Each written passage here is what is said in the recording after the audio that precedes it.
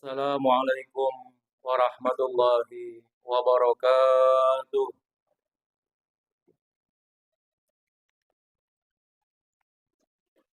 Alhamdulillah, nahmaduhu wa nasta'inuhu wa nastaghfiruh wa na'udzu billahi min shururi anfusina wa min sayyiati a'malina.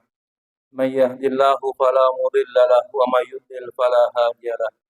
Asyhadu an la ilaha illallah wahdahu la syarika lah wa asyhadu anna Muhammadan 'abduhu wa rasuluhu la nabiyya ba'da. Allahumma salli wa sallim ala sayyidina Muhammad ibn Abdullah wa ala alihi wa sahbihi wa man tabi'ahu wa nasarahu wa wala wa la hawla wa la quwwata illa billah amma ba'du. Fa ya ibadallah usi nafsi wa iyyakum bi taqwallah wa ta'atihi la'allakum turhamun.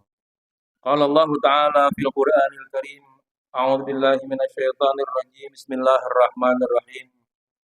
لعن الذين كفروا من بني إسرائيل على لسان داود وعيسى بن مريم ذلك بما عصوا وكانوا يعتدون وقال رسول الله صلى الله عليه وسلم لا تزال طائفة من أمتي على الدين ظاهرين لعدوهم قاهرين لا يضرهم من خالفهم ولا ما أصابهم من البلاء حتى يأتيهم أمر الله وهم كذلك. Qalu ya Rasulullah wa aina hum? Qala fi Baitil Maqdis wa abna fi Baitil Maqdis. Sadaqallah wa sadaqa Rasulullah sallallahu alaihi wasallam. Hadirin sidang Jumat yang mulia, kita bersyukur kehadirat Allah Subhanahu wa taala atas segala karunia, nikmat, hidayah dan maunah yang selalu Allah limpahkan kepada kita semua selaku hamba-Nya. Selawat beruntai salam semoga selalu tercurahkan kehadirat baginda Rasulullah sallallahu alaihi wasallam yang mudah-mudahan dengan salawat dan salamnya kita sampaikan pada hari ini, pantas rasanya kita di akhir hari kiamat kelak mendapatkan syafaatul uzma dari beliau sallallahu alaihi wasallam. Sebelum melanjutkan khutbah, perkenankan khatib menyampaikan pesan dan wasiat untuk pribadi dan juga untuk hadirin sekalian. Mari kita berupaya untuk meningkatkan nilai dan kualitas keimanan dan ketakwaan kita kepada Allah Subhanahu wa taala. Iman yang kokoh, takwa yang kuat kita jadikan sebagai bekal yang paling bagus, bekal yang paling baik untuk menjalani roda-roda kehidupan yang masih Allah berikan kepada kita. Hadirin sekalian yang kami hormati, sampai saat ini saudara-saudara kita yang ada di Palestina masih terus menderita. Bom masih saja menjadi kiriman-kiriman Bani Israel yang tak henti-hentinya. Darah dan nyawa hampir setiap saat melayang. Mungkin kita perlu bertanya kali, apa sebenarnya yang diinginkan oleh Israel untuk menguasai negara Palestina? Negara Palestina apabila dilihat dari sumber alamnya, tidak ada yang bisa dikeruk. Seperti Indonesia misalnya banyak mengandung emas, banyak mengandung minyak dan lain sebagainya. Di sana begitu tandus. Pertanian pun disebabkan karena selalu saja mendapatkan goncangan bom, maka penduduk Palestina sulit untuk bertani. Padahal daerah tersebut adalah daerah yang penuh keberkahan dari Allah Subhanahu wa taala. Ternyata kalau kita ingin mencari sisi jawaban lain, karena orang-orang Bani Israel yang sekarang ditempatkan di Palestina oleh Amerika dan juga oleh Inggris atas restu PBB. Maka sesungguhnya ada 3 dasar mitos yang mereka yakini sampai saat ini. Mitos yang pertama, mereka meyakini bahwa diri mereka adalah makhluk paling mulia. Bahkan mereka menganggap diri mereka adalah anak-anaknya Allah dan kekasihnya Allah. Dalam ayat Al-Quran Allah mengatakan wa qalatil yahudu wan nasara nahnu abna'ullahi wa ahibba'u. Orang Yahudi berkata, demikian juga orang-orang Nasrani menyatakan bahwa kami adalah anak-anak Allah dan kekasihnya. Sehingga seolah-olah dengan pernyataan mereka ini mereka bisa berbuat apa saja karena mereka mengaku bahwa dirinya adalah anak Allah dan kekasih Allah. Mereka juga menyatakan bahwa seberat apapun dosa yang mereka lakukan, mereka tidak akan masuk neraka kecuali hanya beberapa hari saja. Mereka mengungkapkan wa qalu lan tamassana an-naru illa ayyaman ma'dudah. Mereka mengatakan bahwa mereka tidak akan masuk ke neraka kecuali hanya beberapa hari saja. Bahkan mereka juga sudah menyatakan bahwa tidak ada yang pantas untuk masuk ke dalam surga. Tidak ada yang pantas untuk mendapatkan rahmat dari Allah kecuali Yahudi dan Nasrani. Mereka mengatakan dalam firman Allah, wa qalu la yadkhulul jannata illa man kana hudan aw nasara tilka amaniyuhum. Mereka mengatakan tidak akan ada yang bisa masuk ke dalam surga kecuali orang-orang Yahudi dan orang-orang Nasrani.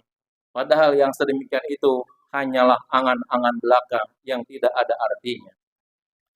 Pengakuan kemuliaan inilah yang pada akhirnya mereka berani untuk bertindak apa saja kepada siapa saja. Wabil khusus tentunya kepada kaum muslimin di Palestina yang memang sudah dalam keadaan lemah, yang bukan saja musuh menyerangnya, tetapi juga saudara-saudara dari negara-negara setempat dan yang terdekat, seperti Mesir, Kuwait, Arab Saudi, Iran, Irak, dan lain sebagainya, pun mereka takut untuk membantunya. Sehingga semakin beratlah perjuangan mereka.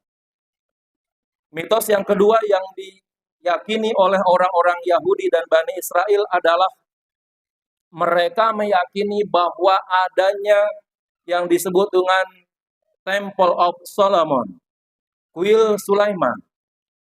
Kuil Sulaiman itu menurut keyakinan mereka ada di bawah Masjidil Aqsa. Istana yang dulu pernah menjadi tempat Nabi Sulaiman bertahta, ditutup oleh Nabi Sulaiman sendiri dengan dibangunnya Masjidil Aqsa.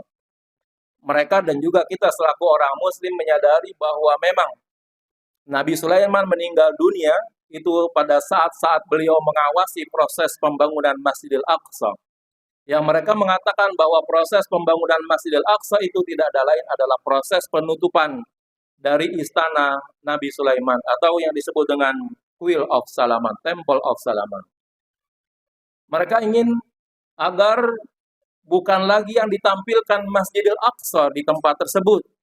Yang mereka inginkan tidak ada lain adalah munculnya Temple of Solomon tersebut, Kuil Sulaiman tersebut, sehingga cara yang paling mudah tidak ada lain adalah dengan cara menguasai wilayah Palestina yang kemudian nanti sekaligus menghancurkan Masjidil Aqsa. Itulah rencana mereka. Dan sampai saat ini mungkin Bapak dan hadirin sekalian bisa melihat di internet dan lain sebagainya bagaimana maket-maket yang telah mereka buat untuk kemudian nanti setelah dihancurkannya Masjidil Aqsa akan mereka buat Temple of Solomon tersebut. Yang ketiga adalah mereka meyakini dalam mitos mereka yaitu turunnya Mesias, yaitu turunnya juru selamat. Bahwa di hari kiamat nanti orang-orang Yahudi sudah mengetahui sebenarnya bahwa mereka nanti akan diserang oleh berbagai macam musuh mereka. Yang paling utama nanti adalah datang dari kaum muslimin. Lebih-lebih turunnya Nabi Isa, turunnya Imam Mahdi, termasuk di dalamnya adalah dalam rangka menyelamatkan kaum muslimin sekaligus membombardir rakyat Yahudi. Mereka meyakini Mesias inilah yang nanti akan menyelamatkan mereka. Dan Mesias ini dikatakan baru akan turun jika Palestina yang sekarang mereka kuasai sudah seluruhnya mereka kuasai dengan sebenar-benarnya. Nanti akan mereka hijaukan dengan tetumbuhan, dengan rumput-rumput. Karena menurut keyakinan mereka, Mesias tidak akan turun ke daerah yang gersang. Mereka akan turun atau Mesias akan turun ke daerah yang hijau. Sehingga mereka harus menguasai Palestina secara keseluruhan, berkeyakinan bahwa Mesias itu menjadi juru selamat mereka, yang kemudian diharapkan Mesias inilah yang kemudian nanti akan membunuh Nabi Isa atau membunuh Imam Mahdi. Karena ini hanya sebagai mitos, tentu sulit untuk dibatalkan. Mungkin bagi kita ini adalah cerita bohong, tetapi bagi orang-orang Yahudi ini merupakan bagian daripada iman mereka. Hadirin sekalian, apabila kita meneliti ayat-ayat Al-Quran, maka di sana paling tidak ada 4 ungkapan yang masih tertera di dalam Al-Quran sampai saat ini yang merujuk kepada orang-orang Yahudi atau orang-orang Bani Israel. Yang pertama dalam Al-Quran diungkapkan dengan ungkapan kata Bani Israel. Mereka adalah putra-putri dari Nabi Yakub alaihi salam, dan apabila Al-Quran menyebut dengan kata-kata Bani Israel, maka kisah tersebut atau peristiwa tersebut dapat dipastikan terjadi sebelum dibangkitkannya Nabi Muhammad sallallahu alaihi wasallam. Hampir setiap ayat ya yang kita baca lalu kemudian menggunakan kata Bani Israel atau Banu Israel, maka semua ayat tersebut rata-rata terjadi peristiwanya sebelum dibangkitkannya Rasulullah sallallahu alaihi wasallam. Sebagai contoh, Allah berfirman, "Lu'inal ladzina kafaru min bani Israil ala lisani Dawud wa Isa bin Maryam, dzalika bima asaw wa kanu ya'tadun." Orang-orang yang kafir dari kalangan Bani Israel dilaknat melalui lisannya Nabi Daud dan Nabi Isa putra Maryam. Yang demikian itu disebabkan karena mereka berlaku melampaui batas dan berlaku maksiat. Pada saat itu jelas melalui lidah Nabi Daud dan lidah Nabi Isa. Yang kedua misalnya Allah berfirman, "Walaqad ataina Musal kitaba wa auratna bani Israil al-kitab." Dan sungguh kami berikan kepada Nabi Musa hidayah, petunjuk, dan kami wariskan kepada Bani Israel kitab Taurat. Jelas ini terjadi pada masa Nabi Musa. Dan ketika Allah berfirman, "Wa idh qala Isa ibnu Maryam ya bani Israila inni rasulullah ilaikum." Dan ketika Nabi Isa berkata, "Wahai Bani Israel, sesungguhnya aku adalah Rasulullah yang diutus kepada kalian." Ini menunjukkan peristiwanya terjadi sebelum Nabi Muhammad sallallahu alaihi wasallam. Yang kedua adalah ungkapan kata al-Yahud. Mereka adalah orang-orang jahat atau pelaku-pelaku kerusakan dari kalangan Bani Israel. Misalnya Allah menyebut dalam Al-Quran, "La tajidanna asyaddan nasi adawatan lilladzina amanu al-yahud walladzina asyraku." Engkau, hai Muhammad, akan menjumpai manusia yang paling keras permusuhannya kepada orang-orang yang beriman. Mereka itu tidak ada lain adalah orang-orang Yahudi dan orang-orang yang musyrik. Pada ayat yang lain misalnya Allah Subhanahu wa taala menyatakan, "Walan tarda ankal yahud walan nasara hatta tattabi'a millatahum." Tidak akan redha kepadamu hai Muhammad orang-orang Yahudi dan orang-orang Nasrani sehingga engkau mengikuti ajaran agama mereka. Dan yang dimaksud dengan orang-orang Yahudi pada ayat-ayat tersebut adalah kelompok-kelompok orang jahat, kelompok-kelompok orang bejat, pelaku-pelaku kerusakan dari kalangan Bani Israel yang menginginkan agar Nabi Muhammad mengikuti millah mereka. Yang ketiga di dalam Al-Quran akan disebut dengan kata al-Yahudiyu, menggunakan ya nisbat sebagai sebuah penisbatan seseorang yang dinisbatkan kepada Yahudi walaupun mungkin itu bukan Yahudi. Sangat memungkinkan dengan disebutkannya al-Yahudiyu itu ada orang yang bukan Yahudi tetapi membela Yahudi. Ini juga disebut dengan al-Yahudi.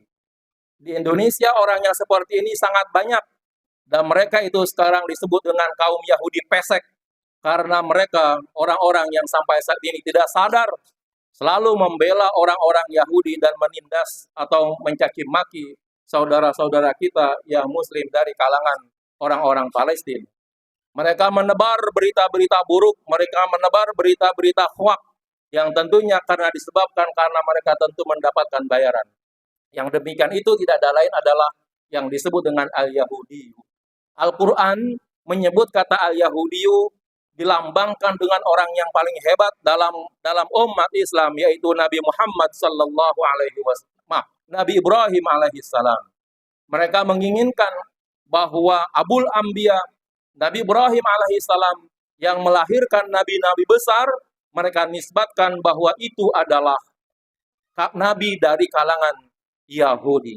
Dalam firman-Nya Allah Subhanahu wa taala menyatakan, "Maka na Ibrahimu Yahudiyan wala Nasraniyan, walakin kana hanifan muslima wa ma kana minal musyrikin." Nabi Ibrahim bukanlah orang Yahudi, bukanlah juga Nasrani, akan tetapi beliau adalah orang-orang yang lurus, orang yang beragama Islam, dan juga bukan termasuk orang-orang yang musyrik. Ungkapan yang keempat dalam Al-Quran yang menuju kepada Bani Israel adalah disebut dengan Ahlul Kitab. Mereka itu pada umumnya dan pada dasarnya adalah orang-orang cendekiawan, orang-orang yang alim, ahli dalam bidang agama dari kalangan Bani Israel. Tetapi seringkali juga mereka melakukan penyimpangan-penyimpangan terhadap ajaran yang telah Allah tetapkan. Allah misalnya berfirman dalam Al-Quran, "Qul ya ahlal kitabi lima takfuruna bi ayatillah wallahu syahidun ala ma ta'malun." Katakanlah wahai ahlul kitab, kenapa kalian ingkar kepada ayat-ayat Allah sementara Allah menyaksikan atas apa yang kalian lakukan? Pada ayat yang lain juga Allah menegaskan akan keburukan ahlul kitab ini atau kebaikan ahlul kitab ini dengan ungkapan laisu sawa min ahlul kitab ummatun qa'imah yatluna ayatillahi ana al-laili wa hum yasjudun. Tidaklah sama di antara ahlul kitab, ada di antara mereka orang-orang yang tegak membaca ayat-ayat Allah di malam hari dan mereka melakukan sujud atau melaksanakan salat dan beribadah kepada Allah Subhanahu wa taala. Dengan kata lain, ungkapan Bani Israel itu, ungkapan ahlul kitab itu ditujukan kepada Bani Israel yang sesungguhnya mereka adalah muncul dari kalangan ulama-ulama dan kalangan orang-orang yang baik. Permasalahannya sekarang ini adalah bahwa apa yang ada di dalam Al-Quran hampir boleh dikatakan sudah terhapus seluruhnya. Walaupun ayatnya masih ada. Namun perilaku-perilaku yang muncul dari kalangan orang-orang Yahudi, termasuk adalah orang-orang Nasrani, sangat membenci terhadap umat Islam. Bahkan mereka melakukan tindakan-tindakan pembunuhan dan genosida dan lain sebagainya terhadap umat Islam. Oleh karena itu, kita sesungguhnya patut bersyukur dan patut berterima kasih kepada saudara-saudara kita yang ada di Palestina. Mereka lah orang yang berada pada tombak terdepan yang menyelamatkan kita, khususnya umat Islam di Indonesia dan umumnya umat Islam seluruhnya. Karena mereka lah yang selalu menjadi korban. Mereka lah yang menjadi ujung tombak untuk melawan Bani Israel. Sampai saat ini Bani Israel belum sampai untuk berani menyerang misalnya bangsa Indonesia dan lain sebagainya. Namun, kita perlu membantu mereka, kita perlu acungkan jempol kepada mereka dan patut kita bersyukur kepada Allah Subhanahu wa taala. Masih ada kelompok-kelompok kecil yang terus berjuang melawan orang-orang Yahudi. Dan itu merupakan satu prediksi dari Rasulullah sallallahu alaihi wasallam yang menyatakan, "La tazalu ta'ifatum min ummati 'ala dini zahirin bi'aduhim qahirin. La yadurruhum man khalafahum wala ma asabahum minal bala hatta yatiyahum amrullah wa hum kadzalik." Qalu ya Rasulullah wa ainahum? Qala fi baitil maqdis wa akna fi baitil maqdis. Senantiasa umatku akan selalu ada yang berjuang untuk membela agama, melawan musuh-musuh mereka. Mereka tidak merasa untuk dibahayakan atau dikalahkan oleh orang-orang yang menyalahi mereka.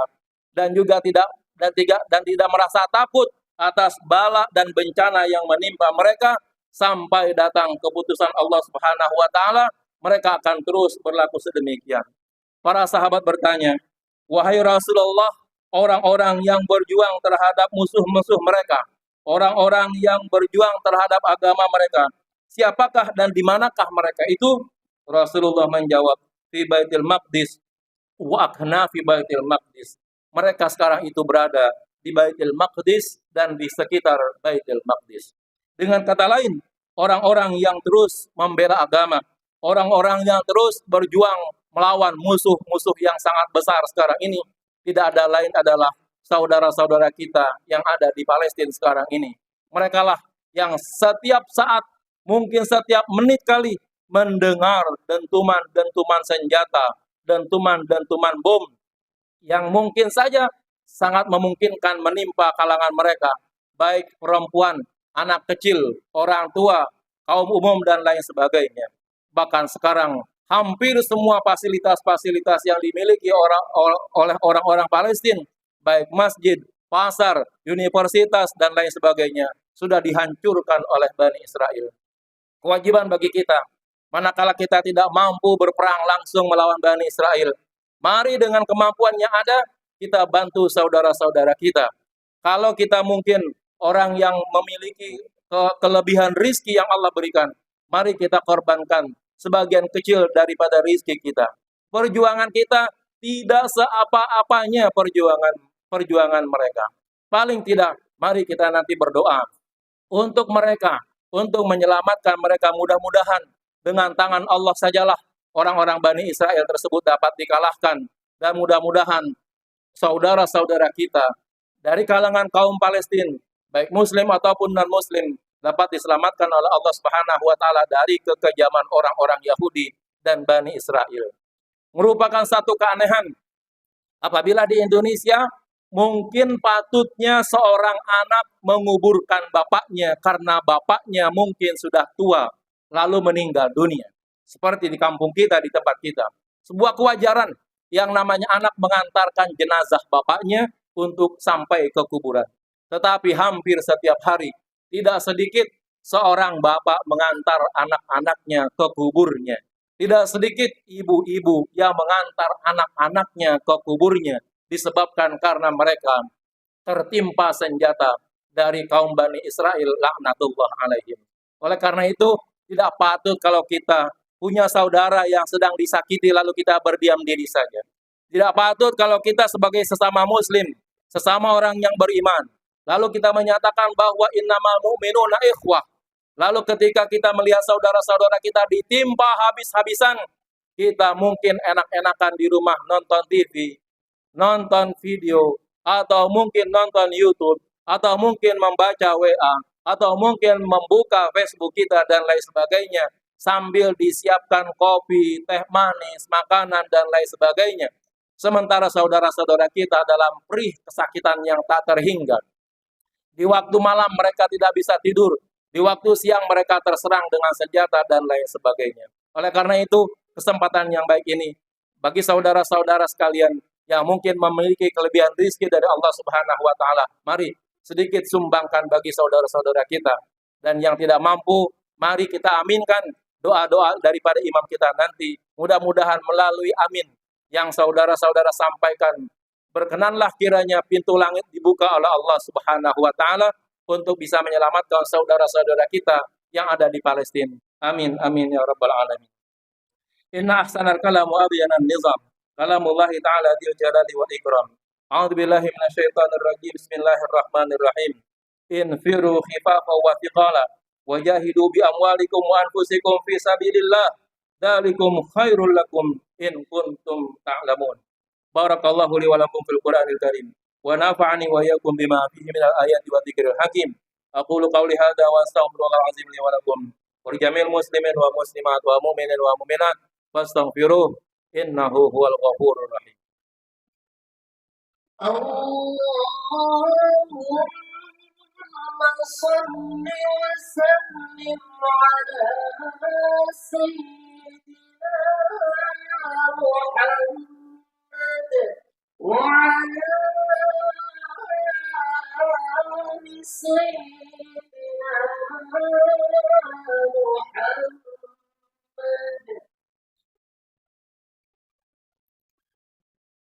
Alhamdulillahil wahidil ahad, al-fardis samad, alladzi lam yalid wa lam yulad wa lam yattakhidh sahibatan wa la walad.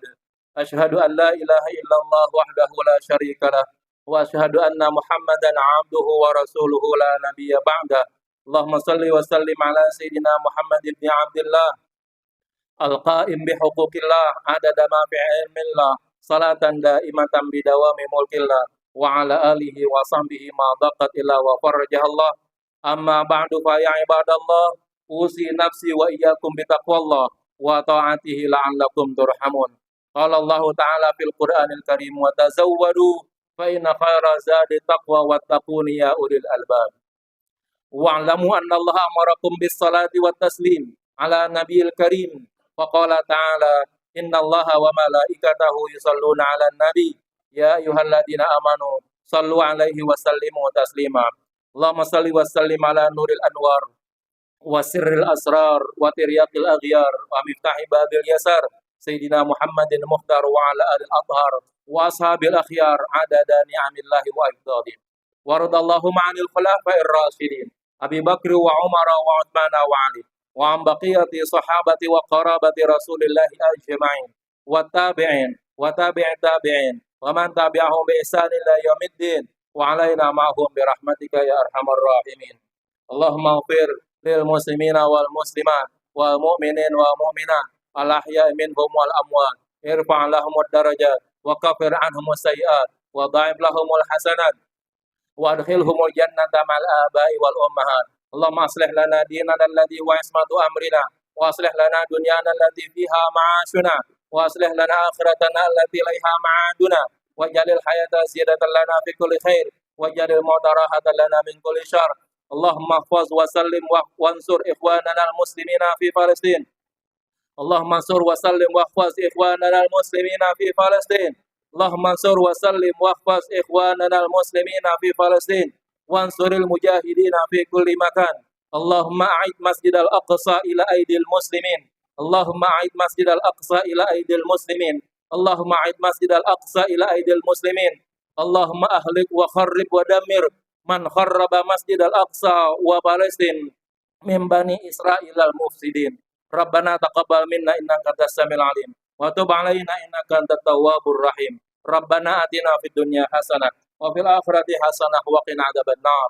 Ibadallah, innallaha ya'muru bil 'adli wal ihsan wa ita'i dzil qurba wa yanha 'anil fahsya'i wal munkari wal baghi. Ya'idzukum la'allakum tadhakkarun. Washkurullaha 'ala ni'amihi yazidkum wa la dzikrullahi akbar. Wallahu ya'lamu ma tasna'un. Aqimis shalah.